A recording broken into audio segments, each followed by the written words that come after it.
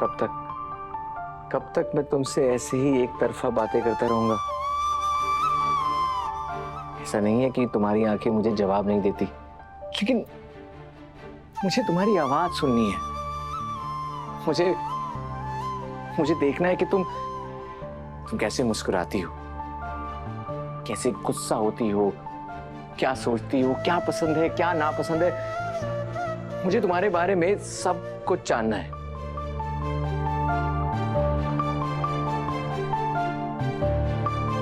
कब आओगी सामने? कब हम एक दूसरे की आंखों में आंखें डालकर बातें करेंगे? तुम्हें पता है, एक तुम और एक वसु। मेरी लाइफ में बस दो ही लोग हैं जिन्हें मैं कुछ भी कह सकता हूं। देव, मां साहब, आप यहाँ? क्या कर रहे थे तुम? कुछ नहीं, वो बस। आओ, बैठो। गांव से लौटने के बाद तुम शादी के कामों में इतने बिजी हो गए कि हम माँ बेटे को सुकून से बैठकर बात करने का टाइम ही नहीं मिला। अच्छा बेटा, हमें ये बताओ, गांव में तुम लोगों को बहुत तकलीफ हुई ना? बिल्कुल नहीं मासा। हमारे साथ वसु जो थी, उसने हम दोनों का बहुत अच्छे से ख्याल रखा, सब कुछ अच्छे से मैनेज किया, और मैं तो वसु के साथ कंफर्टेबल हो गया था। वसुधा तुम्हें कैसी लगती है?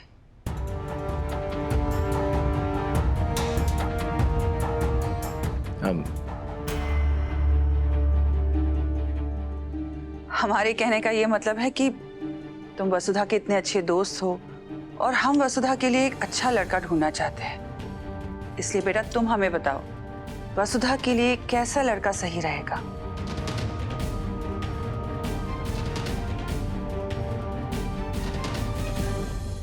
हाँ साहब, वसु बहुत ही खास लड़की है। उसके लिए लड़का ढूंढना आसान नहीं होगा। वो मंदिर की तरह साफ और निश्चल है, हवा की तरह चंचल और चांद की तरह शीतल है। वो जिस किसी से भी मिलती है, वो उसे भूल ही नहीं सकता। वसु के दिल में लोगों के लिए बस प्यार ही प्यार है। उसकी आंखों में जो सच्चाई है, उसकी नीयत में जो अच्छाई है, उसका तो कोई मुकाबला ही नहीं हो सकता। इसलिए हमें वसु के लिए बहुत सोच समझ कर लड़का ढूंढना होगा।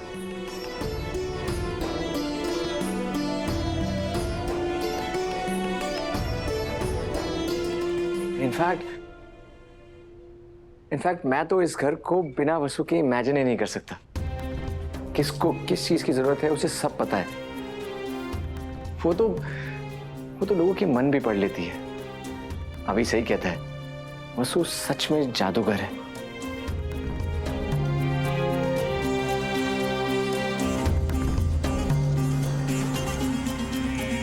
और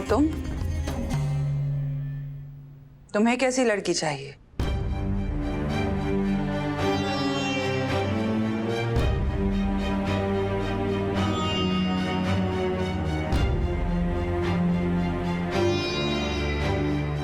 साहब, मेरी वाइफ कैसी होगी, कौन होगी, ये डिसाइड करने का पूरा हक आपका और सिर्फ आपका है।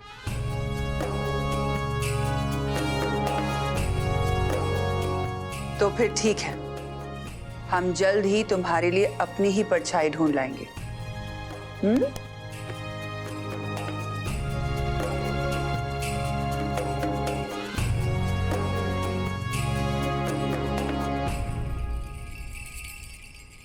इतनी भी क्या जल्दी है मां साहब?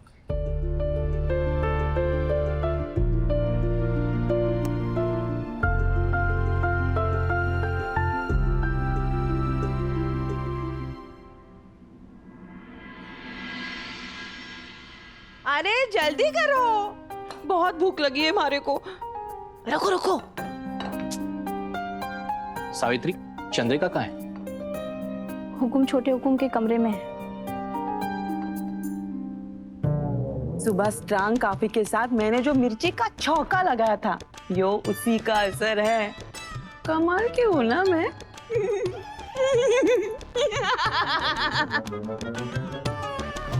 सारिका, क्या हुआ? तबीयत तो ठीक है ना? हाँ हाँ, हो जाएगा। ओके, ठीक है, मैं रखता हूँ अभी। देवर साहब, गुरुजी से बात हुई?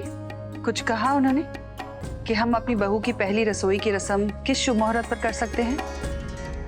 जी भाभी साहब। नहीं बिंदड़ी, अरे घबराओ मत, बैठ जाओ। मैं तो पहले से ही अपनी सही जगह पर बैठी हुई हूँ। तुम्हें अपनी सही जगह पता चल गई है? अरे वाह, क्या बात है।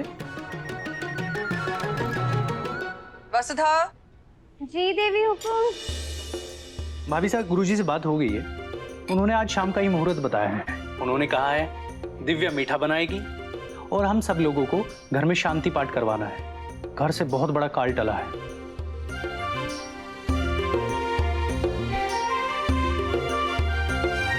वसु, मैं तुम्हें आज शाम की सारी तैयारियों की लिस्ट देता हूँ।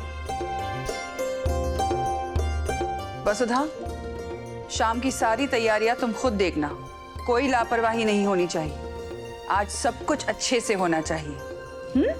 जी देवी हुकुम, मैं बस ये काफी लेकर आई।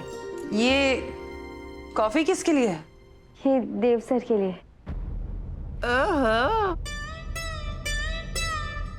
ओहो, सारिका!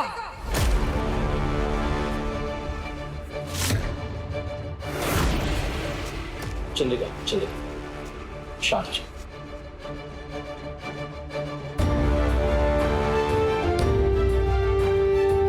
सावित्री, तुम जाओ और देव को ये कॉफी देकर आओ। जी हुकुम।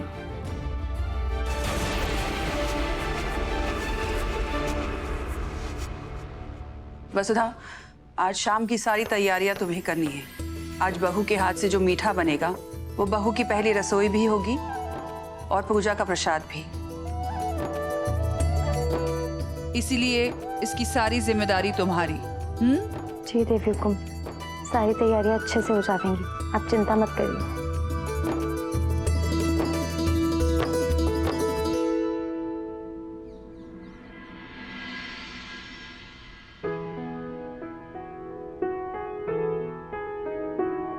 वसु, मुझे पता है कि मैं हर रस्म के साथ तुझे बार बार टोक रही हूँ, क्योंकि हर बार मुझे ये लगता है कि इन सभी रस्मों पे पहला हक तो तेरा है। तू इस घर की बड़ी बहू है। ये बुआ, आप क्यों परेशान होती हैं? मैं आपसे पहले भी बहुत बार कह चुकी हूँ कि मारे को अपने पति और अपने ससुराल से कुछ ना चाहिए।